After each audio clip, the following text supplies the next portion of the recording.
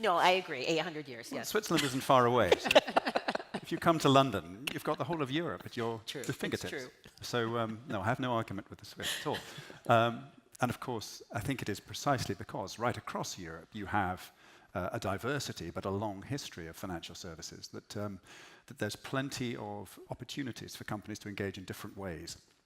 So what that means is that the 200 companies, certainly that are in level 39, are actually running essentially 200 parallel experiments. There is no one emergent standard which everyone is converging on. And you use the word challenger. Of course, it's important to consider that a high proportion of what happens in a community like ours is B2B. So collaboration or co-opetition is probably a more appropriate word in many cases. Of course, many of the people working in challenging or disrupting organizations actually have a deep roots in incumbent organizations. So I'd suggest the picture is more nuanced. You come to an environment like London where perhaps, and sometimes people summarize it by saying it's got the access to financial services that you find in New York. It's got the tech you might find here. It's got creative industries that you might find in Los Angeles, and it's got political access like you might find in Washington, D.C. So if you take those four great cities and roll them into one, that's London. Of course, what that means when it comes to challenge is that organizations are simultaneously trying to reach into the distribution networks and the talent supply of the big incumbent institutions while still bringing something fresh and new. Yeah. Question for you about one of your current clients that's gotten a lot of press lately, which is Revolut, and they just did a big round of funding, and everybody heard about them. And here they're being positioned as, the disruptor. I know you've had many esteemed companies go through Level 39, TransferWise, a whole bunch of companies that I've met as they were coming up. You are very clear that those aren't disruptors. They are, co-op. Do you believe that somebody like Revolut is actually going to make a run at Barclays as far as from a customer size to what Toke said in Africa? Is there that type of opportunity for some of those companies to get just as big as the traditional players, do you think?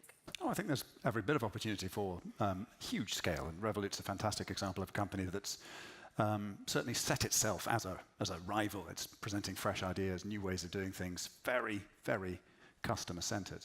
And if you look at the rate at which they're deploying technology, it's eye-watering.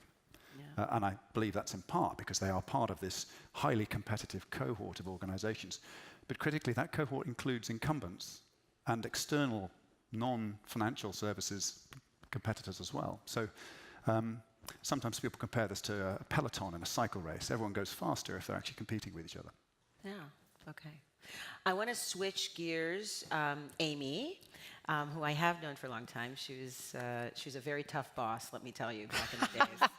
Like, you did not walk into Amy's office if you were not very prepared. So, and she sent me out to Silicon Valley to work on wallets, where I met Toke. So everything comes full circle. But I wanted to talk to you because you have run innovation at some of the largest and most iconic brands in the world. You mentioned Citibank, E-Trade, AXA, in the C-suite, and really being the innovator and the disruptor in those places.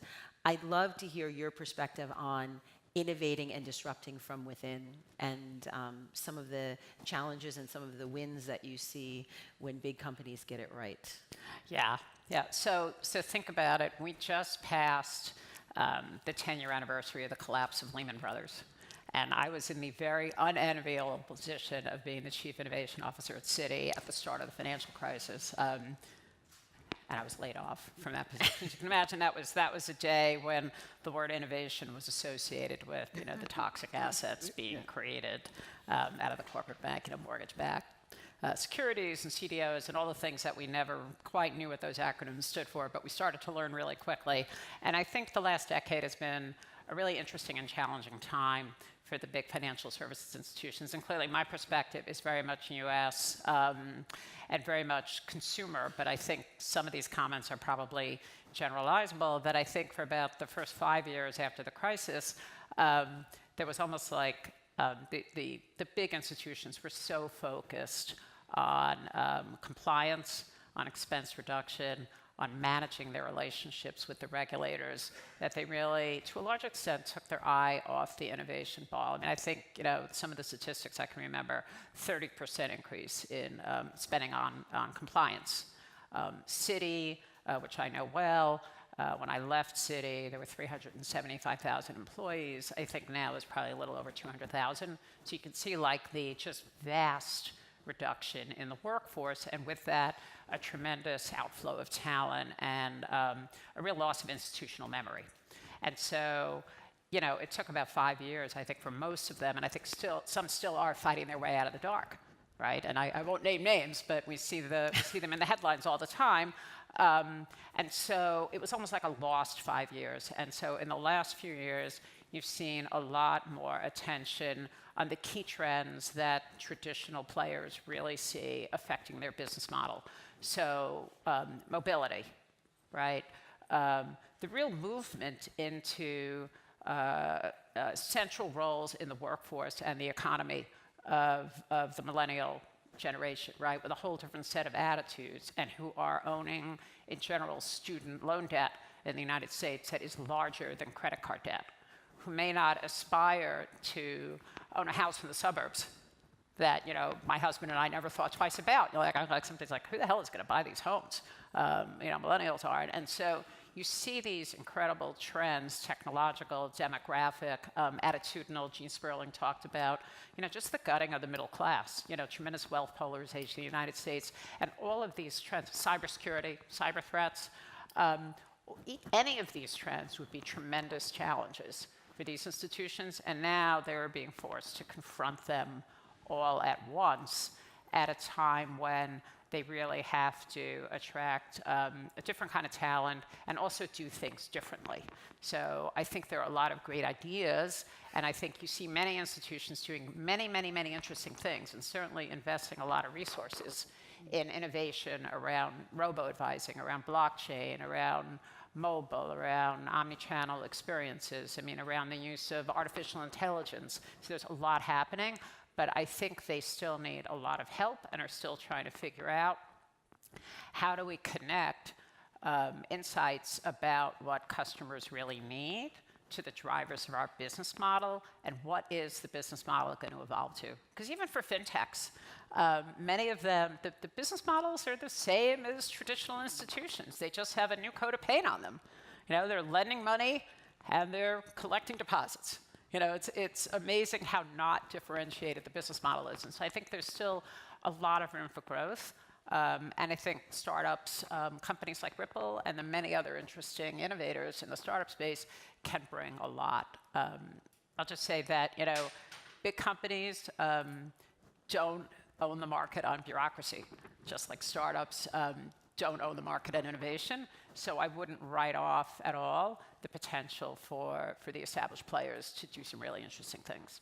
Well, you talk about investing money, the established players, and we see sometimes we call them, you know, science experiments. Like, and how do we move from science experiments in a big company to actually almost innovating yourself and disrupting yourself? And I'm going to bring you back to a time when Citibank decided that they were going to take a run at PayPal with a thing called See to It, if you remember.